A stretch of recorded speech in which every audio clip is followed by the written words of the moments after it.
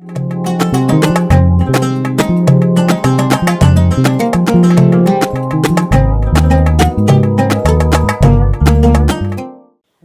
those tabots came back to Addis, there was jubilation, and and these objects are now in the Institute of Ethiopian Studies, beautifully displayed, and so forth, and I'm sorry to interrupt.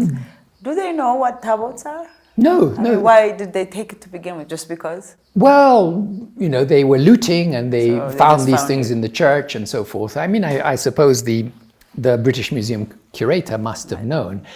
And the British Museum now recognizes that they are sacred objects that are part of the ritual, and has made it clear that it will never show them to the public, and it will never allow anybody to research them. So only Ethiopian Orthodox priests can watch them. And so in a sense, they are pointless from the point of view of the museum's mission, which is to enlighten the public and enable research. So there is actually a clause in the British Museum Act of 1963 that says that if objects are unfit for purpose, they can be deaccessioned. And so there is a campaign now, I can come to that in a minute, but to try and get them to return that. But just to go back just a second to what happened. So Afromet was quite successful and got these objects to be returned. And including Lord Napier, who was the head of the expedition, his descendants, even more recently in 2018, actually gave an amulet which was supposed to be that of Alemayo, I think, and a scroll, and so these objects came back and have been returned. And a more recent initiative that happened now that you were asking me about 150 years afterwards. So the 150th anniversary of Magdala was in 2018. It was 1968. So 2018 was 150. And Gondar University had a conference, and some of us went there, and we went to Debre Tabor and then to Magdala and saw the place. And it was very, very interesting, lots of papers. And then the Ministry of Culture said, well, why don't we set up a restitution committee? And it was Professor Hirut at that stage, Minister of Culture and Tourism. And she went on a visit to London. And the Imperial War Museum in London had in its display case a lock of hair of Emperor Theodorus. And she said, come on, you can't have human remains in this day and age of an emperor in your display case. And the Imperial War Museum, to their credit, they immediately took it off their web page, they took it out of display, and then there were negotiations with the Ethiopian embassy, some very good diplomats there, His Excellency Ambassador Teferi, and they discussed with the museum, and then they agreed the lock of hair should be returned. And by then, Professor Hirut had been replaced by her namesake, Dr. Hirut, same name, and she went to England and came back with this lock of hair. So that was a first big step.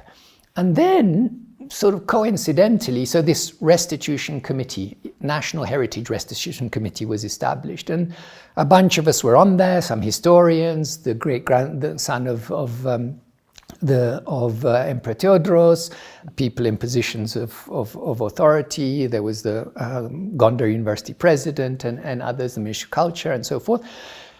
Started to think, well, how do we try and work on this agenda of restitution? And the serendipitous thing that happened was that we set up this group of foreign advisors and people in UK and diaspora people in America and so forth.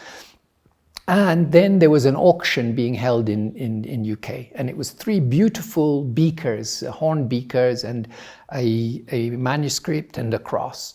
And these were clearly Magdala, looted from Magdala. It actually says on the silver of this was taken from Magdala. And so the Ambassador Teferi and Dr. Fraser, they started negotiating with the auction house, and auction house said, no, we're not going to return them, we're going to sell them. And gradually, when there was social media and so forth, and they were convinced. And so the last day before the auction was stopped. And then there was a question, well, how do we negotiate with the auction house? And again, fortuitous circumstances, there's a foundation called the Scheherazade Foundation with the CEO, Tahir Shah, and he heard about this, and their objective is to create cultural dialogue and so forth. And they said, well, we could purchase these objects at the base price from the auction, which they did. They negotiated and bought the objects. And then they went even further and bought objects from Belgium, as you mentioned, and a beautiful shield and crown and another cross and various other objects, a scroll and so forth. And at a ceremony in London in September at the Athenaeum Club, these objects were handed over to Ambassador Tafari, and then more recently he brought these objects back. And then coincidentally, just a month later in Belgium, there was another auction, and a similar thing happened.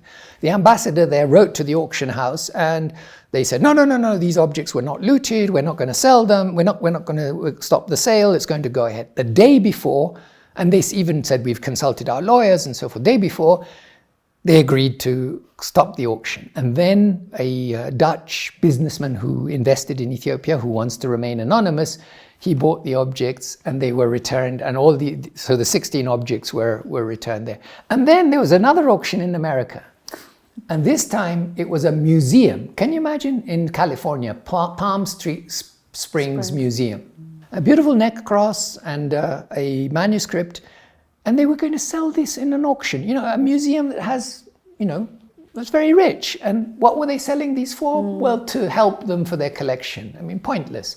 And again, the same kind of thing happened. And there's a pressure group in America, the American Association, Ethiopian Association, Diaspora Association for the Preservation of and Cultural Restitution. And they put pressure, and that auction has been stopped. And then we had two other recent returns, which were from America. One was an Orthodox Greek US painter, icon painter. And he saw online, he saw a cross, beautiful Ethiopian cross being sold. He bought it and he said, well, I want to give this back. And it was returned. And then more recently, one of the diaspora, Ethiopian, Bamalakot Tawahda, his father was from a governor in Harar, and he had a lot of photographs from Americans and archives who were here, and he brought these back. And he had a friend who was a US serviceman in Eritrea who had bought a beautiful sword with Emperor Menelik M written on it. And this sword had traveled around the world with him. He had bought it when he was in Kanyo in Eritrea, the military base, from some dealer. And he liked this sword. And he traveled. He went to the Philippines, he went there. Everywhere with him, the sword went around the world. So this object had traveled the world, and after 56 years, he says, this has to come back to Ethiopia. So nice. This has come back. So the restitution committee has been lucky. There have been these circumstances, and then where, there are new initiatives. So Ambassador Tafari went to discuss with the British Museum about the tabots, and there was even a debate in the House of Lords with 5 lords in the upper chamber of the British government that actually clearly stated the moral grounds these tabots, these sacred holy objects, should be returned. There was no reason to keep them.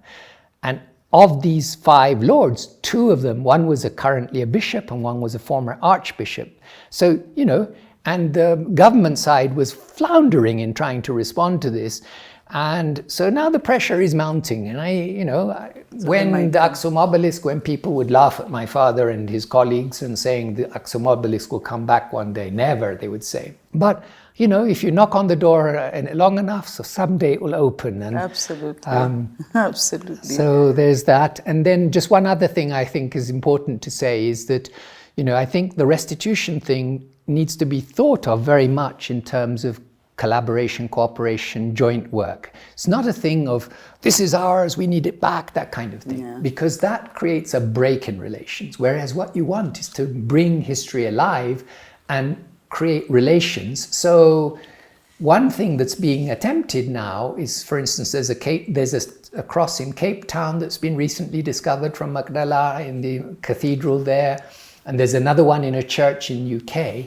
And so the Patriarchate here is discussing the idea of giving a cross in return and in exchange. So you create that relation. And then also, museums. So the British Library is already helping with the digitized manuscripts. And, if there's a need for training of museum people, for joint projects and conservation. So there's some beautiful dresses of Empress Qetselawork, like yours. They're traditional dresses with very, very beautiful embroidery. They're very delicate materials, and they have in the Cambridge Museum. The Cambridge Museum, in theory, would be willing to return them, but they need to be preserved carefully and so forth. So the knowledge and sharing and so forth. And, I think the time is right with the questioning of the role of museums and colonialism, and with the Black Lives Matter, and with the movement against the statues of the slave raiders and so forth, and with the movement of the indigenous peoples and the first peoples. The idea, it's a restitution age in my view. It's the time is ripe where people can rethink it, and then it becomes a joint project where you're doing things together, where history comes alive, where young people begin to know about it and learn across cultures, and we rethink that whole period.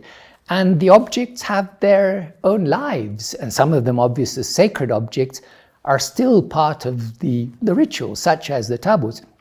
Can you imagine that Westminster Abbey, the most important church in the UK, holds hostage a tabot of a sister Christian church?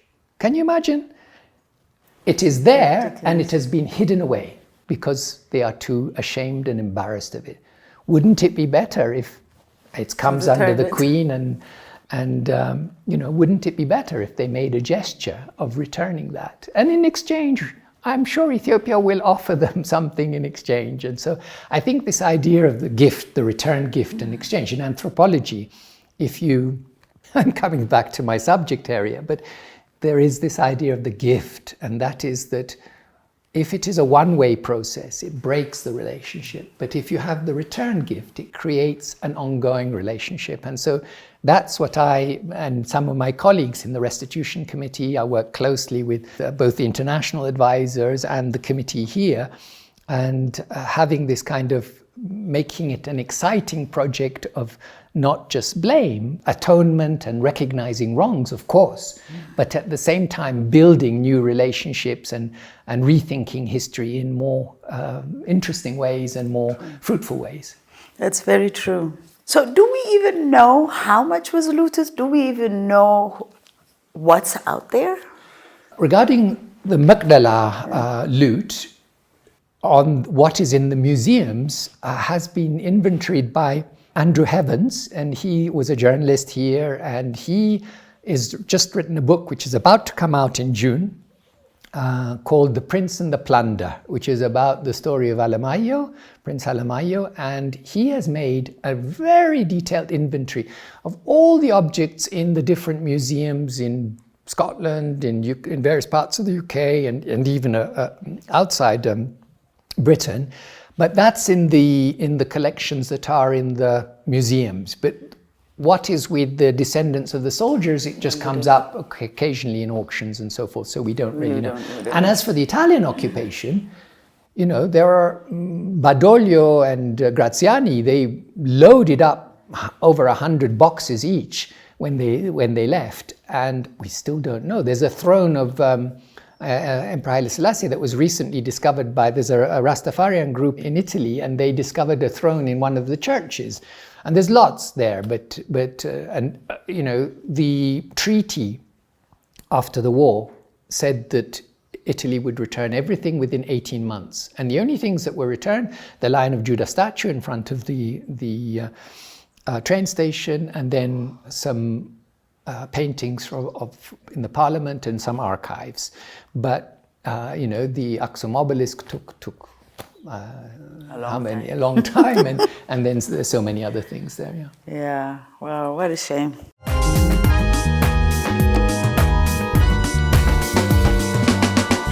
Can you enlighten us on your participation with Young Lives research with the Oxford University? Yes, so I've been working for Young Lives now for I think 12 or 13 years, and it's a research project that is carried out in 4 countries, in India, Peru, Vietnam, and Ethiopia. In each country, we've been following 3,000 children. 2,000 were born in 2000, so they're now 21 years old. And there was an older group who were 7 when we started, so they're now in their late 20s. And we've been looking at everything about their lives, from birth and nutrition and early learning and education, and then as they go through school, and then what happens, the difference between the boys and the girls, the equal numbers of boys and girls, between the rural urban areas in different regions of Ethiopia, between rich and poor. And as they grow up, what happens with school, with children's work, and then marriage, forming relationships, having a household, and then having children and so forth. So it's a very broad study that has come up with some really quite important findings. For instance, we were able to show that by following the children, that children who'd been malnourished when they were young and still manage, quite a number of them, to catch up. And before that, people have thought once they're malnourished in the early first 1,000 days of their life, then they're never, that's the end of them. So that was really a very positive finding. And then we've looked at, by comparing the two cohorts with 7-year gap apart at ages 8, 12, 15 and so forth, we can see changes. So we could see that there was, in terms of access to schooling, that the younger ones had better access to schooling than the older ones. But in terms of quality of education, there had been a decline and so forth. So we can look at everything from early marriage, and so we've done work on violence affecting children, we've done work on children's work and labor, we did some sub-studies on urban relocation, moving to condominiums, we did work on the safety nets and food security. So we've looked at all kinds of different elements of these young people's lives as they grow up. So that's a sort of the longitudinal aspect of looking at young people's lives. How important is it to discuss Ethiopian issues in the global media in terms of books and films? Well, I've been fortunate enough to have been able to work with my students and my colleagues to work on a number of different topics. And what I've enjoyed has been mentoring students and working with colleagues on particular topics and then trying to publicize that. So one of the areas that I've worked in is on customary justice. And that started with a trip with my students and some other professors to the south of Ethiopia, near the Kenyan border, and Chau Bahar, the salt lake. And you can imagine it, there was mountains on one side where the Hamar live, and mountains on the other side where the Boran live. And then there's a small group called the Arbore, they call themselves Hor, and they are peacemakers between these bigger groups, and there were 7 groups that had been fighting. And they held this peace ceremony for 3 days. My father had been in the US and he came back with a video camera, a small video 8 camera, which he gave me. So I happened to have the video camera on me when this was happening. And so for 3 days we were there and I was filming. And the first day they were having these debates under the trees in the shade, and everybody, and they have this thing where you allow somebody to speak as long as they want. And even in the Borana custom, you repeat the last bit of what the person said, to show that you're listening. And so they reached some kinds of agreements and so forth. And then they had the ceremony. It was incredible. They blunt the spears. And the ritual woman leader there anoints the hair of the ritual male elders with butter. And then they also have these long sticks with which they do the blessings. And this film, which you can see, and she was anointing these, and then they blunt the spears with rocks, and then they break the spears and put them in anthills, and then they curse war and bless peace, and they do it each in their different languages and different way of doing it. And I did this simple film, and then with the daughter of Ivo Strecker, Professor Ivo, we made a small film, but it was, could be good for students, but not a proper film. So Ivo came back with a proper film crew and interviewed the people who did it, in particular Grazmash Sura, amazing old man. about how they planned it, what they did, and so forth. And he made this film called Bury the Spear, which won an award at in Paris at the Bilan du film ethnographique. And then it got forgotten. And then more recently, we thought, it would be good to make an Ethiopian version of this film, an Amarinya version. So we went back down to Arbore with Ivo and Tesfahon, a filmmaker, and we went to the place where Grazmash Tsura is buried. And his son, Hora, who was, he speaks Amarinya fluently, Oromia, Hamar, Arbore, Dasanach, everything. And we went to the site where his father was died. In the meantime, my father had died, his father had died, and we were talking there about this and talked about peacemaking and this kind of thing. And there had been war in the meantime again and again, peacemaking efforts and so forth. So a new version of the film with subtitles by Amarinya was produced, and we were thinking of showing this film, and then there was war here and it was in the country, and so not an appropriate time. We're hoping to show it very soon. So just to say that this working with students on a particular project is really important. And that led me, in that particular case, there was an interest from the Ministry of Justice. And they said, the courts are overloaded with these backlog of cases. And they approached the French Center of Ethiopian Studies and they said, we'd like to see whether the customary justice can help. So they got in touch with me, and with my colleague, Dr. Getachew Asafa from the law school, what we did is we paired one anthropology student and one law student, and together each one went to each of the different regions. And they did a little survey, and then they did a case study. And we produced a book, Grassroots Justice, the Contribution of Customary Dispute Resolution. And so, one thing leads to another. And so this working with students also, I worked with students on the question of resettlement and migration. And then with colleagues, we published a book called Moving People in Ethiopia on displacement issues.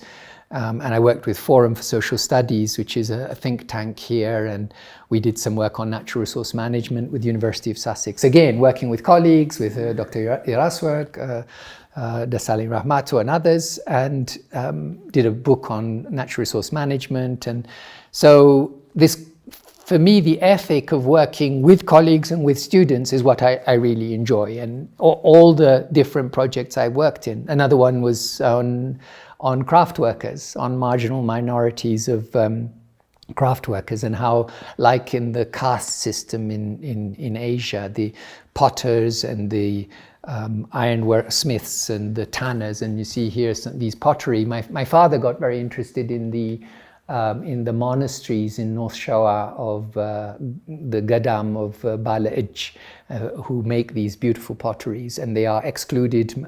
And so again, we wrote a book that was called Living on the Edge, and about these marginalized minorities. And I had students, and 16 students went to different parts of South Ethiopia and described how the potters and the tanners and the smiths are marginalized in their particular community. And we then edited it into a book with another colleague of mine. And then another thing I strongly believe in is publishing locally first. So that book was published here as Living on the Edge, and then we worked on it a little bit more and improved it. And it was published in the UK by Hearst under a new title called Peripheral People, Ethiopia's Excluded Minorities. So I do try very much to make sure that work that I do is published first here. And one of the other longitudinal studies, that's another thing I really enjoy, which is not doing, so many studies are just one-off things of one particular topic or just one area. So, I occasionally have done some work on particular topics, like I did a bit on HIV/AIDS or other things like that, or on the Adur. I was really fascinated by these burial associations and tried to understand how they started. So that's a particular topic. But more broadly, so Young Lives was looking longitudinally at children and how they grow up and all the issues there. And then another project was called Well-Being, Ill-Being Dynamics in Ethiopia Wide. Mm-hmm. So that started with the University of Oxford Centre for the Study of African Economies, where economists were following 15 villages in different parts of the country, and they were looking at what was happening. And we did, with my anthropology students, we went and looked at what these places were like. And then we kept on following. So it's 20 communities over 20 years and how they have changed. And we produced a book called Changing Rural Ethiopia and various other books. Also trying to publish in Amharinya, which I have not been very good at. And so we did translate some of these books, and Rural Ethiopian Transition, we have an Amharinya version of that book. And again, working with colleagues, over 100 Ethiopian students and colleagues have worked with me over the years on this project. And that's been following different communities in different regions and different lifestyles, and seeing how these places have changed. And they've changed dramatically over a generation beyond recognition. The way that roads, mobile phones, electricity, health services, education, from the period we started looking at them in the early 90s till the late 2010s, these places are no longer the same places. Urbanization has changed them tremendously. And so, you know, when you look at things over time on a longer period and you see changes, some of them worrying, you know, greater inequalities growing in these communities and so forth. You mentioned the excluded minorities. Can you tell our young audience a little bit about the history and your research on them? Sure. You know, another thing that's quite interesting in the way that I've worked is, you know, you look for funding to do some research on something and you go wherever there is. And in this case, it was some NGOs, Oxfam and Novib, and they were quite worried about the way that marginalized groups of artisans were discriminated. So they helped us to do the research. And I worked with my students, and we each one went and made a description of the ways in which the potters and the tanners and the smiths are marginalized. And in many of the societies of South Ethiopia, they're not allowed to marry with the rest of society. They cannot eat with people. They're often given roles which are considered, you know, they may be the butchers or the grave diggers. They, you know, are not respected, and, you know, even to the extent that utensils they drink with will be broken. There was really very serious discrimination against them. And so it changed. It's not because they're physically or there's anything wrong with them. It's just because of what they chose to do. That's right, or what they chose or what they happened to be doing, and the division of society into the farmers and the artisans and the hierarchical societies in the Southwest in particular. They were considered to be at the bottom of the hierarchy. So you had the nobility, and you had the army, and then you had the farmers, and then below them you had, in some cases, slaves, and in some cases the artisans were even lower than the slaves. They were really considered as almost subhuman in some ways.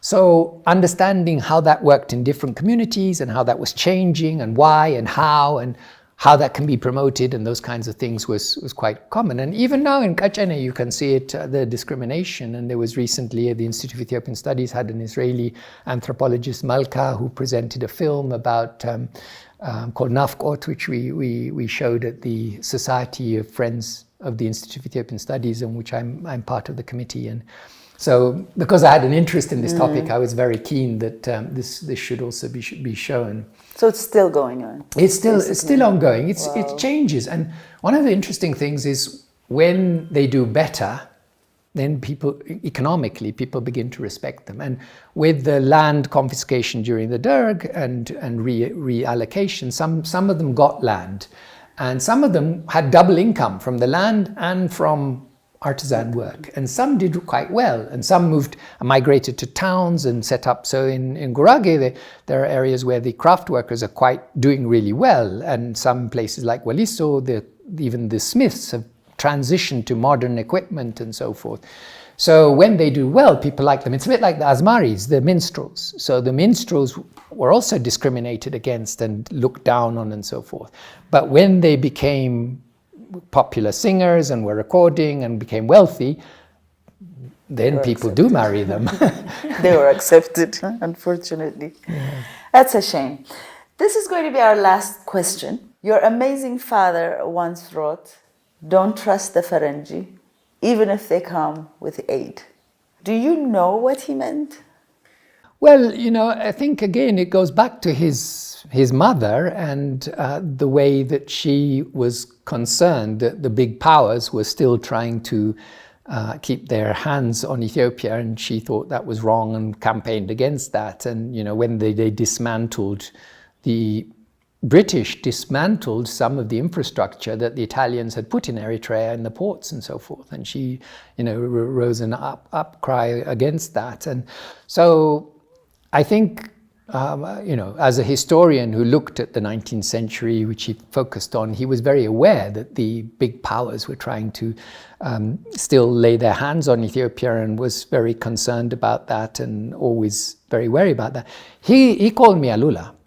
And, Alula was a war hero, but he was also a very brilliant strategist. And he was very aware that the Italians were devious. And I think, I'm not a historian, but there is the view that Emperor Menelik was somewhat more conciliatory towards the Italians. Perhaps Taitu was not. She was a shrewd diplomat and also a nationalist. But Alula was quite aware and sent out spies to watch what the Italians were doing and so forth. So I think, it's probably in that context that, Richard was writing his economic history, which he dedicated for Alula, and he was writing at that time when I was born. And so I think for him, the idea that you should be wary of foreigners probably is something he inherited and believed strongly. Yeah, we have to agree with him now. So children's stories, I'd like to just mention that at some point. Yeah. Please do. Sorry, unless there was other things? No, that was my last question, so please. Okay. Yeah, no, I think, one of the things I'm very happy about is having worked with a group, we called ourselves Writers for Ethiopian Children. And the concept we had was BBB, I think it was called, back-to-back bilingual books. So the idea was that we had the stories, each one of us wrote a story, either in English or in Amharic. We helped each other translate them and prepare them together. And there was Firmaye, the poet, and Mike Daniel Ambacho, both of whom died, and my friend Tasfaye and others. And we had this small group and we produced these stories. And so when you look at the book from one side, it's in English. And then when you look at it from the other side, the same story is in Amharic. And we got friends to illustrate it. And these stories were also, we were hoping that students here who were fluent in Amharic but struggling in English could actually read it that way. And also, we had the ambition that diaspora Ethiopian kids could, who were fluent in their English, but struggling with their Amharic could do it. Like that was the kind of a bit what we were trying to, but we wrote nine books together, but that came to an end. And for me, it was also a little bit of a way to reflect, to write stories that connected to some of the things I was looking at in a more academic sense, but presenting it in a form for children's stories. And of course, our children were growing up at the same time. So they got to read it too. That's lovely. So you're not doing it anymore? Why did it stop? Partly, some of the strong members of the group, we lost them, died. Mike was really one of the engines of our group. Two or three of them left the country. We started with the Goethe Institute, and there was a director and a German woman who was a writer for children it was a workshop. That's how it started. She gave us a workshop, and then we thought we must write together. And she wrote one of the stories. She left, the German Goethe Institute woman left, two of our members died, two emigrated. And so, maybe it's something to come back to in retirement. But are they available in the market? They were being sold through Mega, and some of them are still around. Yeah. Okay. So we would like to say thank you for giving us the opportunity and opening up this beautiful house for us to come and interview you on you and your family. It was a pleasure. So if you would want to say anything to our audience before we close. For me, these are times for thinking and for peace and reconciliation and recognizing wrongs and wanting things to a hopeful new beginning. So that's what I hope that our country does move towards peace, reconciliation, and I think it's the time now for that kind of thing. I also want to say how pleased I am and how humbled in a way that you're interviewing me, because your mother was such a close friend of my mother and my grandmother even, and the role she played at my grandmother's 50th anniversary and had a film made. And of course, going back each generation, and your great-grandfather and my grandmother, and knowing each other in London. And so all these happenstances and circumstances, and yes, the serendipities of that is really nice. So I enjoyed the interview today. Thank you so much. Thank you.